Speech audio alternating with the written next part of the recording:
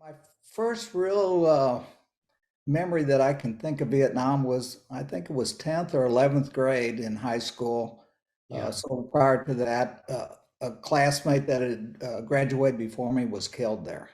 And we had a memorial service for him in the auditorium. Yeah, I didn't know anything about Vietnam as a kid, not listening to the news. I went home, told my mother about it. We looked up in the encyclopedia at that time. There's one Wow. page on Vietnam. Yeah. Wow.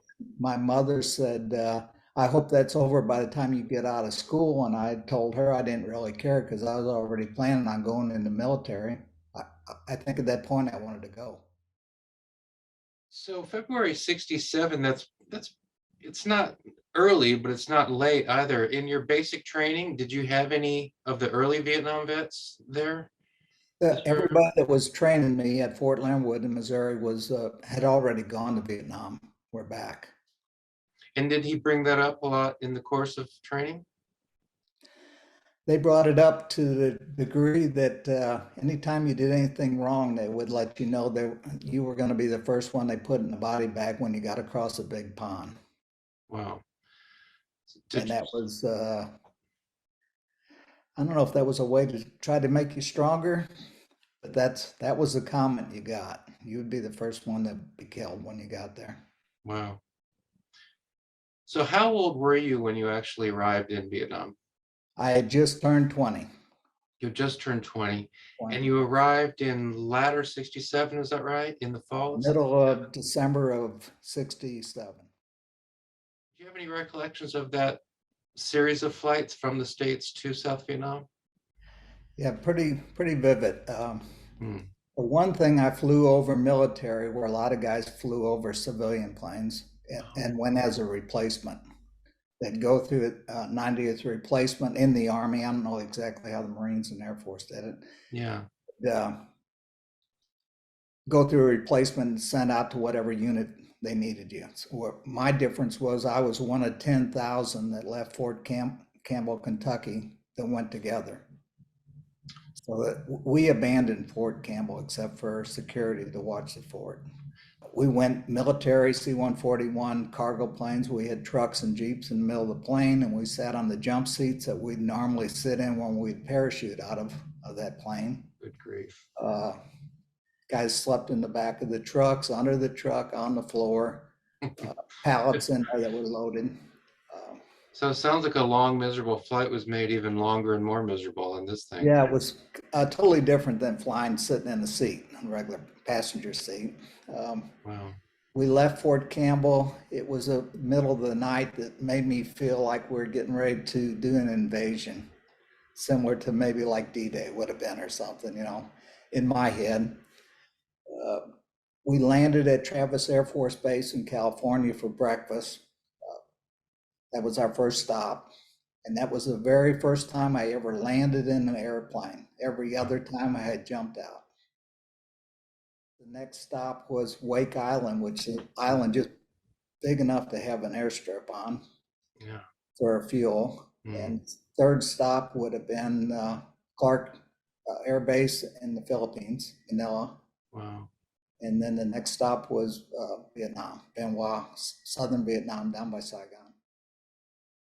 When you remember this series of flights from California to Wake Island to Clark in the Philippines to Benoit, um, what was the feeling like on the plane? Did it get more serious the closer you get to South Vietnam? I know it's a long time ago. I wouldn't expect that you'd Yeah, remember specific conversations, but do you remember what the feeling was like on the plane? just a lot of unknown because nobody would tell us what we were doing, and we kept asking for ammunition. Where the guys that flew over civilian, we had a weapon in our hand, just no live ammo. Wow. And we were in jungle fatigues with our weapons, Yeah. and I remember guys asking, when will we get the ammunition? Yeah. When we hit the ground or what? Nobody would tell us anything. Everything was uh, for us to Wow. determine in our mind what it was going to be like. As you sort of thought about what was to come in this year-long tour in Vietnam, did you imagine yourself doing a lot of jumps? if I remember right, there might have been one air jump in Well, Vietnam. Even that, I'm not sure there was even one. I there was a couple jumps made in Vietnam, and Oh, I there were think a they did couple. it for the history book more than anything. We were going to make one. I put the shoe down. I sat on the tarmacs, and they canceled it. Right. Um, but before that, I thought maybe we would make jumps. There would be a reason for us to make parachute in somewhere. But in Yeah. Vietnam, there was no reason, no lines to jump behind. There was no reason to do that. Yeah. And so your tour ends up being a lot like, other army or army infantry, right? Just Correct. a lot of patrolling and The only thing different with us when we got to Vietnam, they called us air mobile at that time, which meant we were going to be in and out of helicopters. right. So a lot of the infantry did not ride in the helicopters as much as we did. We were in and out of them every day, I see. numerous times. So Ronald is he's killed by by shrapnel from an RPG, and he was a good friend of yours, if Correct. I remember. And you write, I had broken the unspoken rule with Means that we were not to get to know each other too well. I knew his first name, Ronnie. And one of the things I've heard from veterans since the war is that they regret not learning the names of guys because when they go to the wall in DC, for example, they don't know, they know nicknames, but they don't know real. Name or yeah, Yeah. yeah.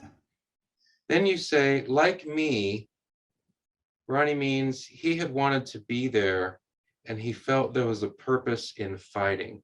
From that point on, no one ever mentioned Means' name again as if he had never existed. So I want to ask you about, a few things here. What was that about? I think most people can kind of figure this out generally on their own, just thinking about it. But this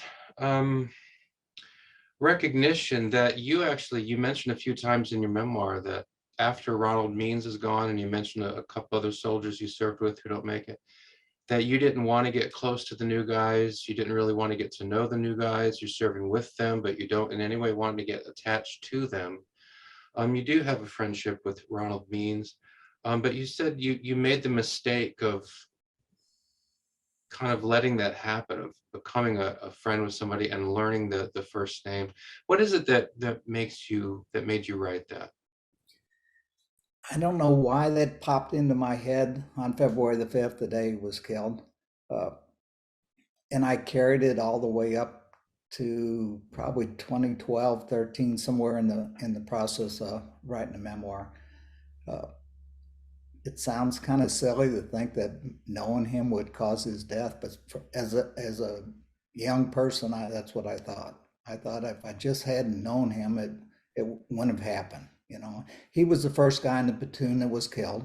Mm, And we had other guys killed prior to that were with us from A Company and other companies, but he was the first guy in my company to be killed. And that popped in my head and it stayed there until I actually met his mother 40 years later. We were able to find his family and went and saw his mother. His dad wow. had already passed away. I met his siblings, had a great reunion. It felt like I went to his funeral 40 years, 44 years or something like that after his death. When I pulled into the little town in Iowa, Cherokee, Iowa, I felt like I was going to the funeral. Wow. That's finally when I had closure. Wow. And your feeling was at the time that had I not gotten to know him as well as I did, then maybe he would not have been hit. Right. And so, I mean, I think that's a kind of feeling or a thought that, you probably don't dig into too much. But was that thought, by him being special to me, that somehow, made him stand out in some way and in some way made him an easier target or something like that? Yeah, It's not a logical thought. So I right. understand that you No. can't, And then The next two guys that I were close to within the next couple of weeks that were killed is Florentino Cantu and Don Wade. Both, I did not have that feeling. So I Mm, somehow got past that feeling. I see. And both of them, I was real close with them too.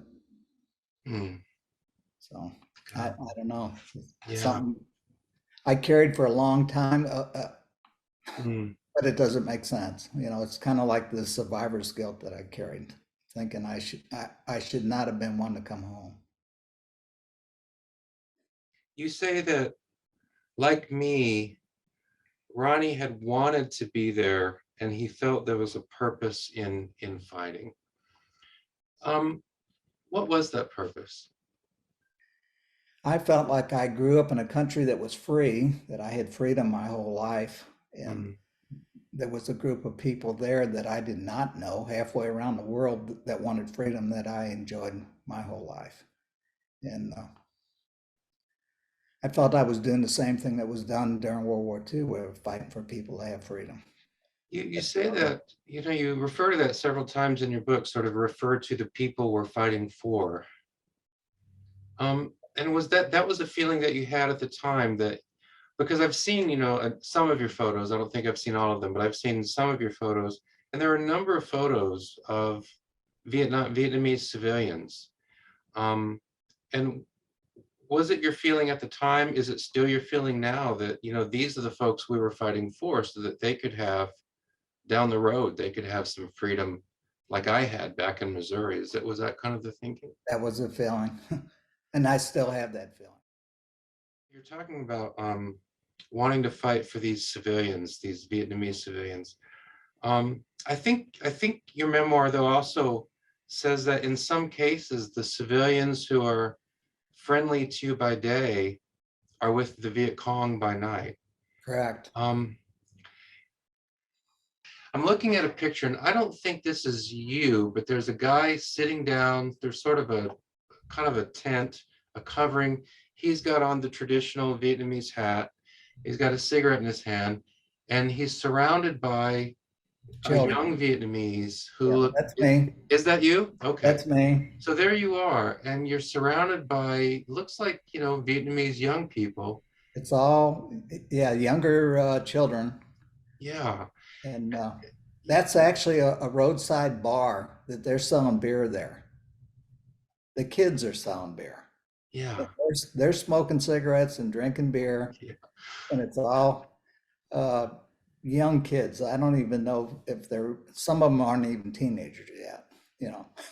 I've seen pictures of like Vietnamese 10-year-olds smoking cigarettes. I'm sure you've seen that in, Yeah, in and real younger. life. Yeah. Yeah. So there you are. You look like you're having a good time. Yeah, and they're laughing at me because I put on one of their hats. Yeah. Let's forward 5 or 6 hours when the sun's down. Would you feel like you could trust them then? Well, that's the thing we never knew, whether Yeah. they're at night, if they're going to be out putting out booby traps on the trail, or there was just no way of knowing. It just not only the children but the adults. The only time we really ever knew is if we'd have an ambush, and in the morning when it got light, we found out that somebody we had been talking to the day before we had killed that night in an ambush. And it could be anywhere from a woman or a kid or an adult. So a lot of veterans say that, I've heard this sort of experience a lot. I've heard a few times, the barber, the guy who cut our hair by day ended up being VC by night. Yeah. Um, and so what that does for some vets is it leads some, when they're in Vietnam, to say, well, I don't trust any of these people. I hate all of them. But it sounds like that didn't happen for you. It sounds like you still understood, no, that, some of these folks are VC, but not all of these folks are VC. And it seems like you were able to keep that distinction in your mind. I think so. That I did, no way of knowing who really was who, but maybe I wanted to believe that they weren't all bad. You hear from combat veterans that in the combat zone you create, or especially maybe after combat, after you've experienced combat together, a very strong bond is created with the guys you serve with, the guys you fight with, the guys whose lives you're protecting as much as you're protecting your own. So there's that very strong bond. But then there's also this kind of need, a psychological need, as you described, to just close that book. If this soldier who was my good friend yesterday, if he's not here anymore, then I need to close that book and move on and conduct myself as if he never existed. And I'm always interested in that, that thing that I don't expect you can put this into words that it would make sense to anybody who hasn't experienced it, but I'd just love to hear you talk about it. How do those two things go together, where you've got a really strong bond of the guys you're fighting with, but at the same time, you need to be able to let it go and carry on as if that person, at least as long as the war is going, you've got to carry on as if he never existed. I think the reason that happened that way is because we didn't have time to do any mourning or counseling or grief and it wasn't like something that we had time to do that. We couldn't pull out of the field. It was 1968. It was the worst year of the whole Vietnam War. More troops were killed in that year. Yeah. And there was just no time to do anything. And it just became the normal thing. We'd make contact, somebody would get wounded or killed, and then we just had to, the company commander would say, saddle up, which meant get your rucksack on and take off. And we just moved on and put it aside. Do you identify with the veterans who say in Vietnam, in terms of years, that, I claim for myself, I aged 1 year, but psychologically, spiritually, I aged Years. 2 or 3 decades? Yeah, true. Yeah. Yeah. And as the year went on, I could feel myself changing,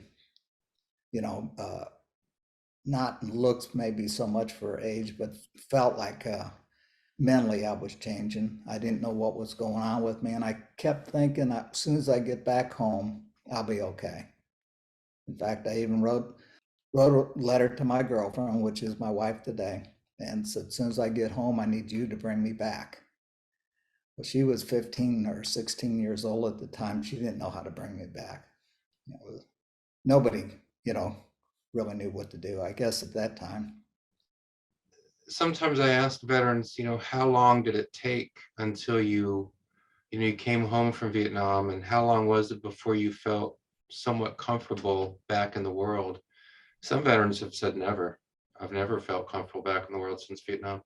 Others say, I got on with my career, et cetera. But how about for you? You wrote this letter to your girlfriend at the time, who's now your wife, and said, you're going to have to bring me back. So you've got this recognition that, I knew who I was in Missouri. I know who I am now, or at least I have a sense of who I am now.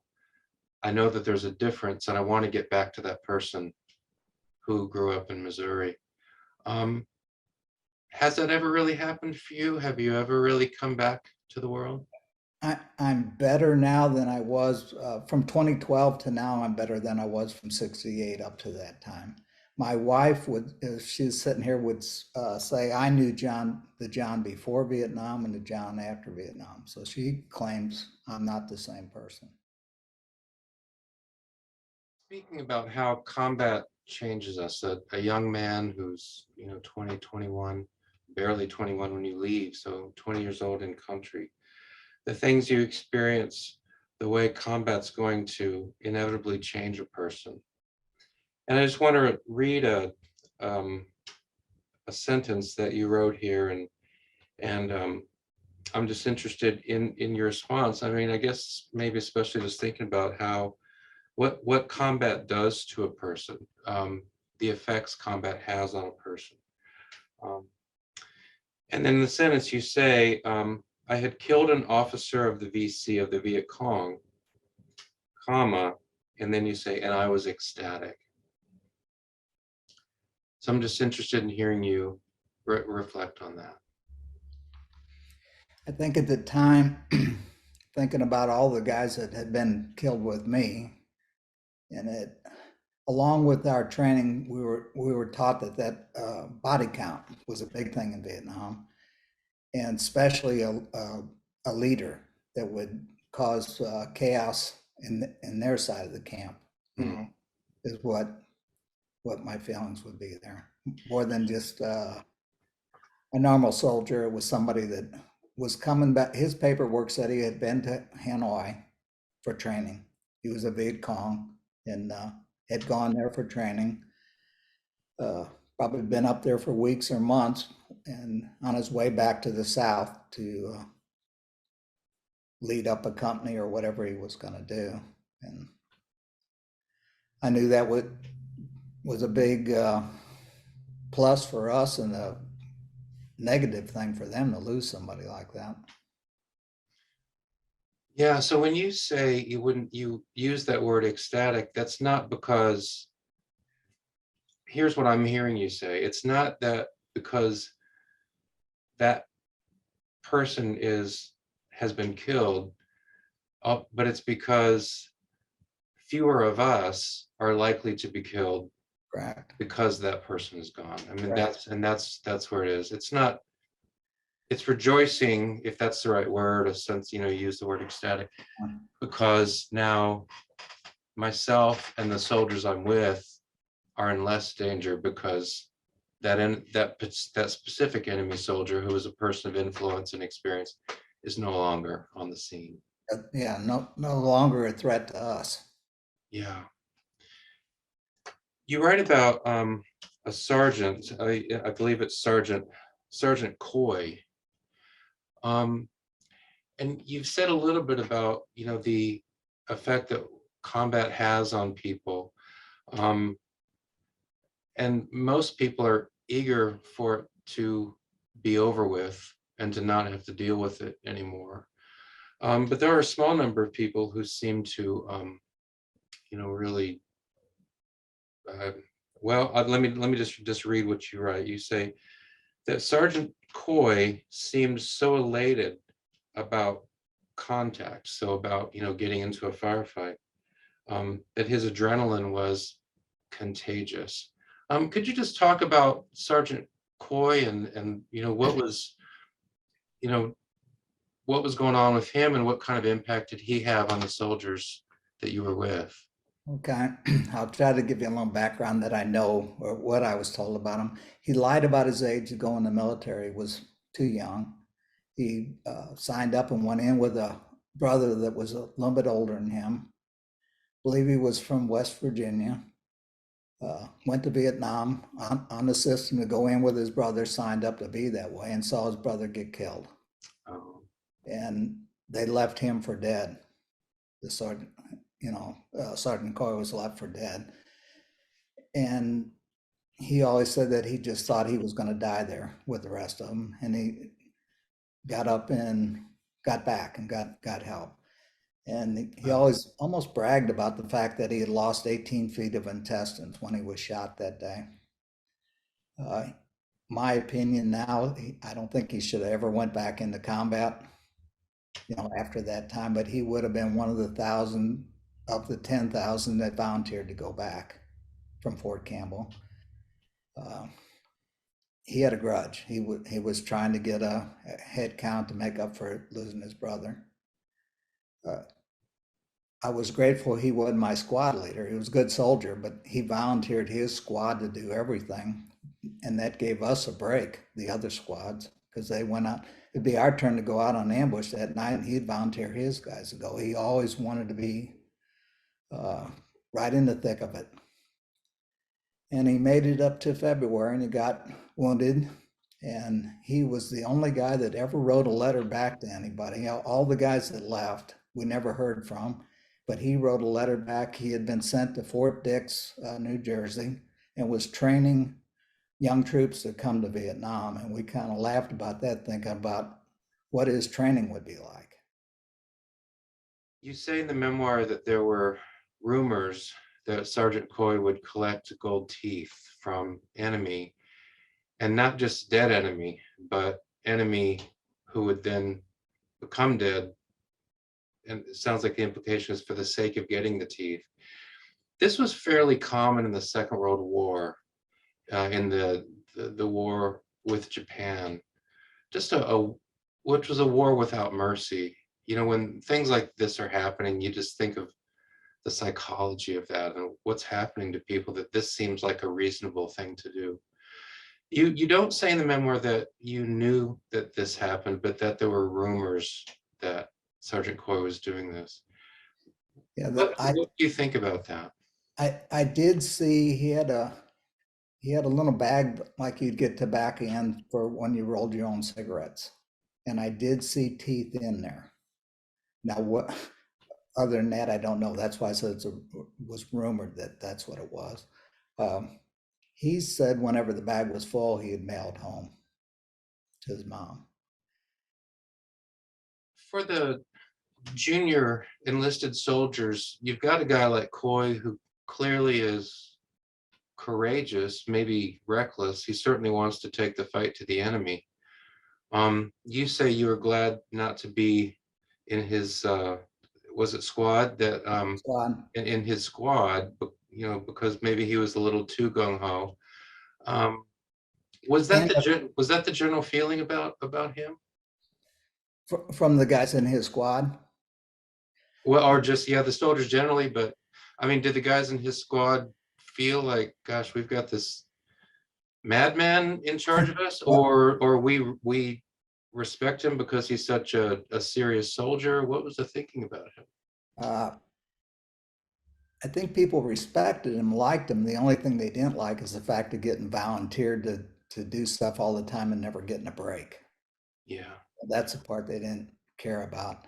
One of the guys in my platoon was in his squad from Missouri, Jerry Boyer, and he was a little guy, so they made him a tunnel rat.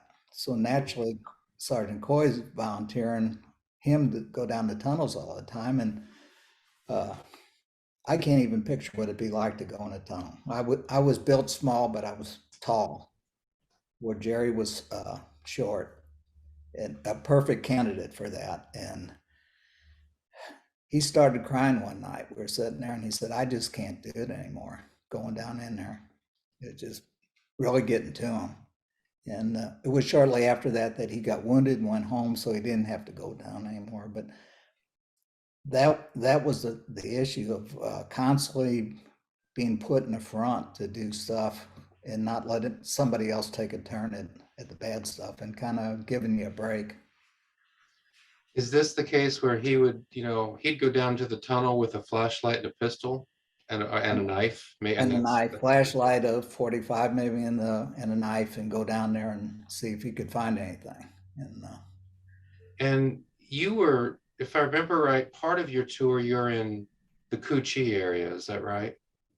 Yes, that was when I first came in the country at Ban Hoa. The very first day we went on convoy from Ban Hoa to Cu Chi, and of course that's where the biggest tunnel complex, I guess, and see it. And we were the 25th Infantry is where what they put us with in their base camp was right on top of that complex, and apparently nobody knew it was there. You didn't know it at the time. How long were you in I think that would be 3 Corps there. How long were you in that area of Cu Chi? About 4 weeks, and then it was right before the Lunar New Year for Tet.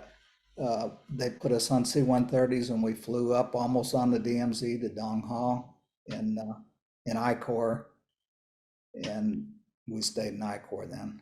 So most of your tours in I Corps. I Corps. Yeah. And you arrive in I Corps just in time for Tet? Correct. As you say, the U.S. didn't realize how elaborate the tunnel system was in the Cu Chi area outside Saigon until after the war. Um, but you mentioned this tunnel rat. Now, was this tunnel rat, was he up in Icor or was he down in the Coochie area? Uh, Both. When we were outside of Coochie was the Iron Triangle, Hobo Woods. So that's where he was going in those tunnels, smaller complexes compared to this one at Coochie. And then when we went north, he went into some of them too. They did have some up there. I guess the whole country probably had some kind of tunnels or spider holes that Right. need somebody to go down and check.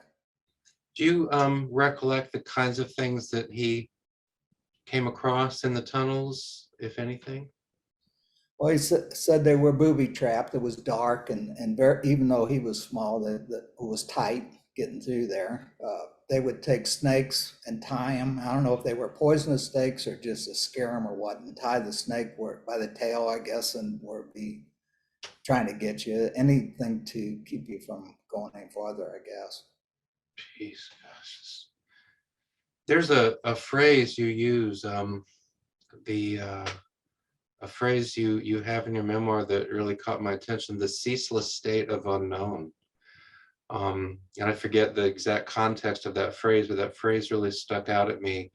And it just seems to get at this idea that, when you're in Vietnam, especially out in the boonies, there really isn't any there's not a second where you can really just kind of relax and let your hair down. There's always something. If it's not the VC or the NVA, if it's not an ambush, if it's not traps, if it's not snakes, it's the leeches, it's the heat, it's the humidity.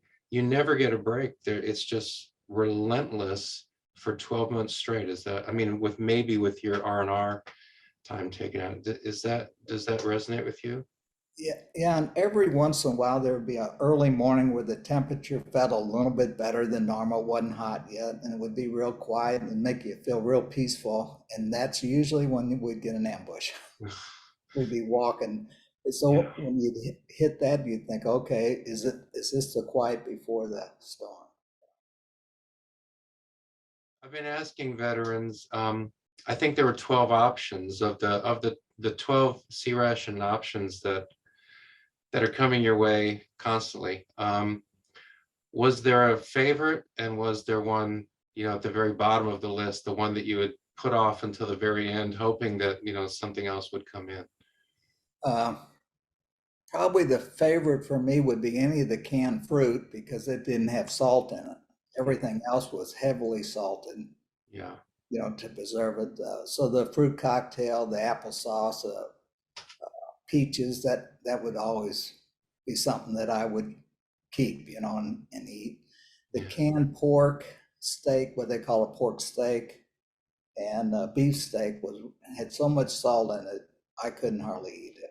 mm, Um, the bread was hard enough. We joked about you could save it for ammunition to throw at the enemy if you ran out. It was, now mind you, these cans of food had dates on them that were as old as we were. It's 19, uh, I guess surplus from Korean War yeah, they were trying to use up. The peanut butter had separated and just turned into a block you couldn't eat. Uh, the cigarettes were in there, and I smoked. Uh, I guess they were okay, but they were old cigarettes. yeah. Um, what comes to mind when I say ham and lima beans? Yeah, that doesn't. I never did like that, anyways. Before that, but in the sea rations, no, I didn't. I don't know if I ever even ate any of them. And I wasn't a big eater. A lot of guys that I talked to said they were hungry in Vietnam the whole time, and I wasn't a big eater, and I could get by without eating very much. Okay. And the one plus that kind of blend in with this, we started getting LERP rations, and that was dehydrated food. I don't know if you're familiar with it. Came in a Mhm. bag, took a half a canteen cup of water, the heat, and poured in there, and it was actually like gourmet food. Yeah. So we'd get maybe one of those for 5 or 6 of the other meals because they were trying to use the C rations up. So I'd try to get by on just eating that meal and then going days without Wow. eating very little. Um, would if there were sea rations around that no one wanted to try to consume, would those just be buried, or would you give them to the Vietnamese civilians? What would you do with them? Um, I don't, I don't know what other guys did. If it was something I wouldn't eat, I would take the P-38, that was the can opener we had to open it with, and open it enough that the water would go in and throw it into a river so it'd be destroyed. Make sure the VC don't get it. Yeah, didn't get a hold of it to eat it. Yeah. You arrive in Vietnam in late 67.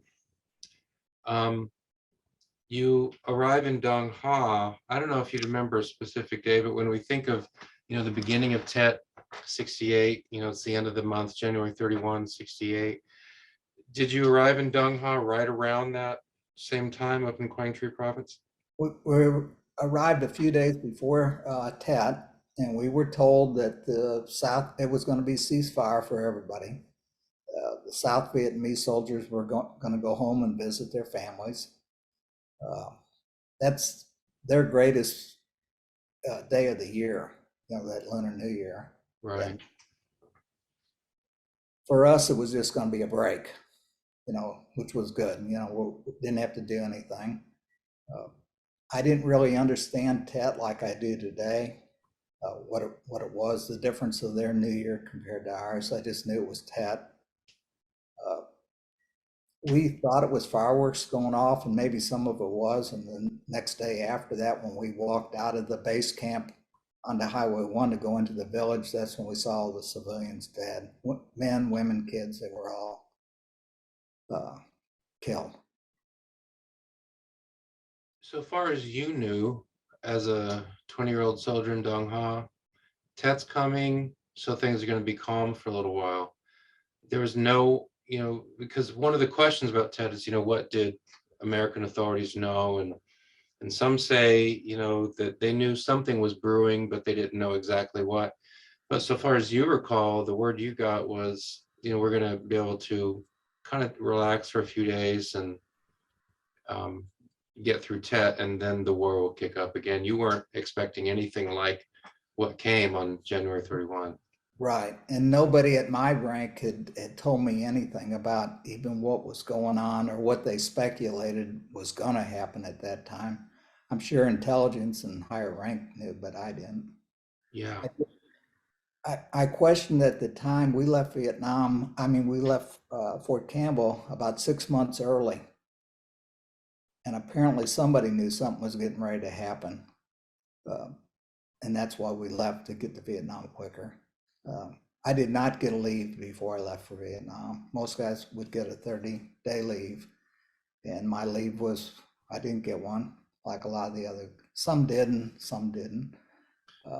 And so your interpretation of that is that, the authorities knew that something was brewing, so they wanted to get more troops in country as quickly as they could. Correct. So when Tet breaks, you're hearing all these explosions, and initially you think it's fireworks, it's New Year's celebration. Right.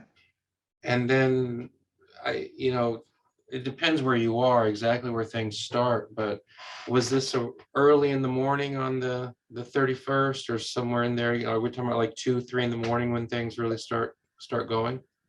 What we thought was fireworks was during the night. So it was Yeah. early in the morning of the following morning when we get ready to go out on a patrol.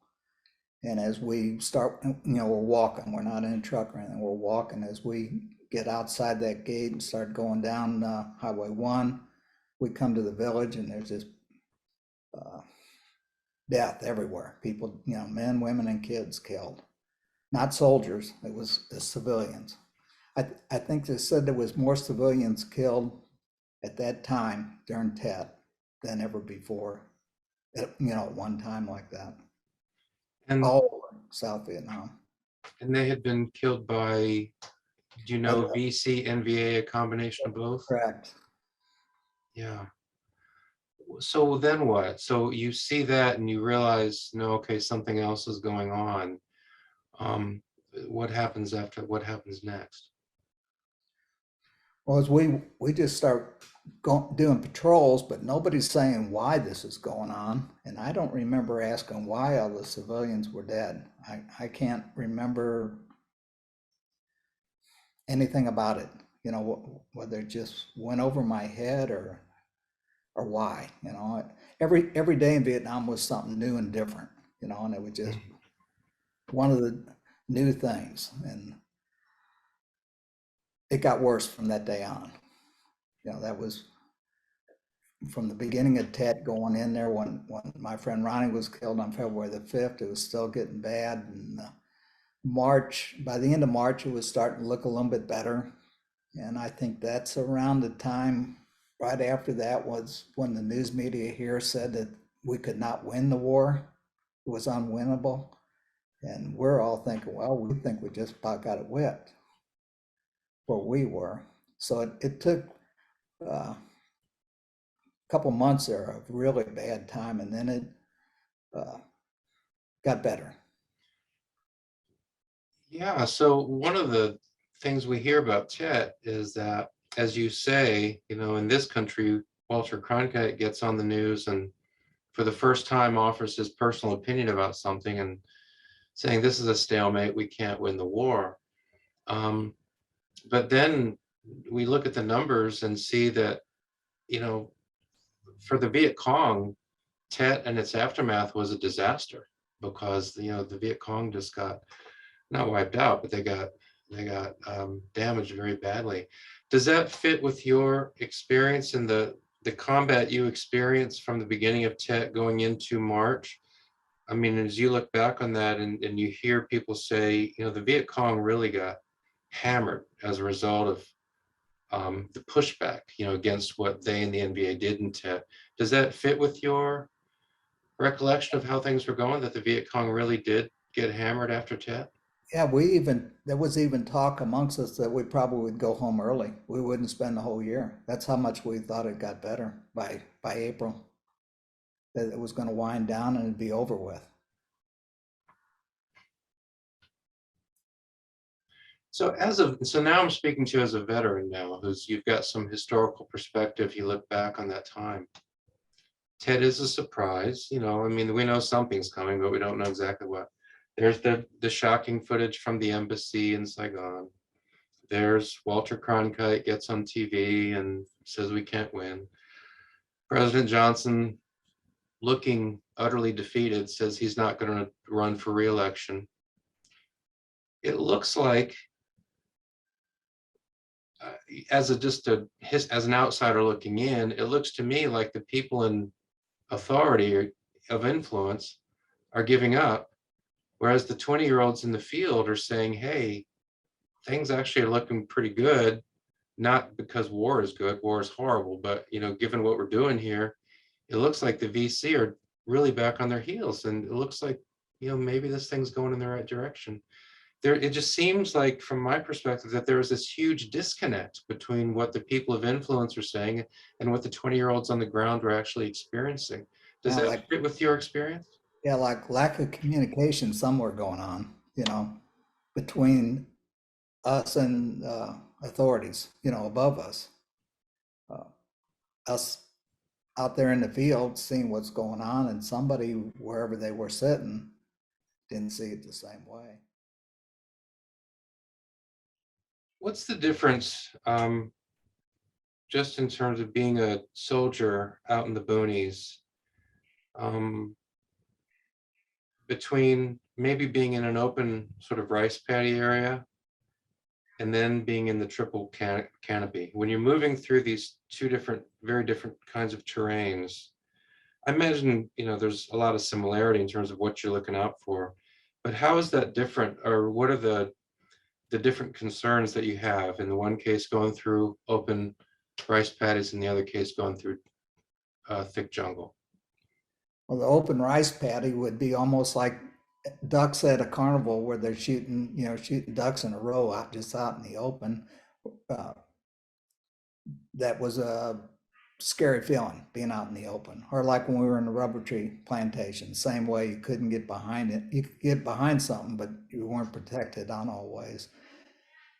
In the triple canopy, you had a protection of that, but then you had all the negative stuff and not knowing what's in that heavy brush. You know, if there's somebody right there next to you, camouflaged, or booby traps, or You know, there wasn't any good spot. It was just different bad things. But I never really thought about that we'd be captured. I thought there was such a big number of us. I didn't think it would happen to us. Like say, special forces that are out in a small group, I could see where they get surrounded and taken, you know, as a prisoner. Our number was so big all the time, I just thought it wouldn't happen. And then it did happen on our very first mission out. It was supposed to be an in-country training, and a guy from Alpha Company was captured, and they executed him. You know, we found the body. They went out and found him next day or 2 days later. So it did happen, right? Almost right as we got to Vietnam, it happened to one of the guys. Um, I don't know if anybody really knows how he was captured that day. He could have been just somebody grabbed him and pulled him down in one of those tunnels, you know, and we left, and in all the chaos, nobody noticed that he was missing until we got back to Cu Chi is when they realized we were missing somebody. And then they went out and found him. They went out and found him, and when they found his body, he had been killed execution style. And as far as I know, that was the only guy with me that I have any memory of that was ever captured. We didn't have anybody that was taken. So I'm linking that, and I'm imagining myself as a 20-year-old, and I hear about this. And then later on in my experience, I see that the some ARVN guys, they've got some Viet Cong prisoners. They're trying to get some information from these Viet Cong prisoners. Viet Cong prisoners aren't talking. So they jump in the helo and head up into the sky. One of the Viet Cong gets thrown out of the helo. And then when the helo comes back down, the other Viet Cong prisoner starts talking.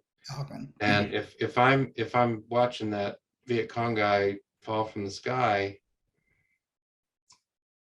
I'm guessing that in that context, I'm just thinking paybacks are fair. Yeah. South Vietnamese did stuff we could not do, and I think that's why they were the ones.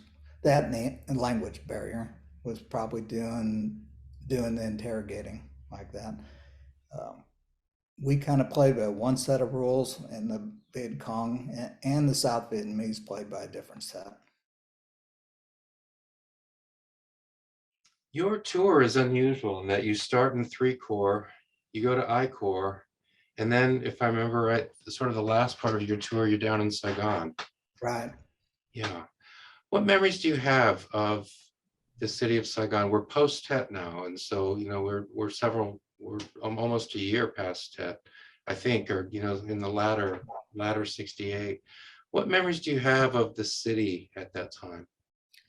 Well, I'll back up a little bit on the memory of Saigon to my very first full day in Vietnam. We left Bien Hoa on a convoy going to Cu Chi, and we went through Saigon. And my feeling was I wanted to jump off the truck and stay for a while. I was just fascinated by that ancient city.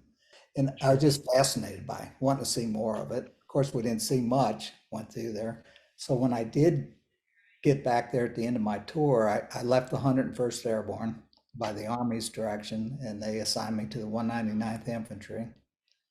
And I went down there and I thought, oh, good, now I get to see the city. And I really did get to see quite a bit of it in that time.